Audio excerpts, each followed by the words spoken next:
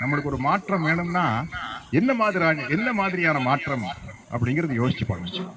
இப்ப நான் பிராங்கா சொல்றேன், இப்ப வந்து கருத்தியல் ரீதியா ஒரு மாற்றமா, ஐடியாலஜிக்கலி ஒரு சேஞ்ச் வேணுமா அப்படின்னா, திராவிட கருத்தியலான சமூக நீதிக்கு நேர் மாறான ஒரு கருத்தியல் RSS பிஜேபியினுடைய சனாதனம். உங்களுக்கு இது பிடிக்கலையா, அங்க ஓட்டு போட்டுருங்க. ஏன் சத்யராஜ் சார், எலெக்ஷனுக்கு முன்னாடி டிஎம்கேக்கு ஓட்டு போடுங்கன்னு சொல்லிட்டு இருந்தீங்க. இப்ப வந்து உங்களுக்கு மாற்றம் வேணும்னா நீங்க பாஜகவுக்கு ஓட்டு போட்டுருக்கலாம்லன்னு சொல்றீங்க. நீங்க என்னதான் சொல்ல வர்றீங்க?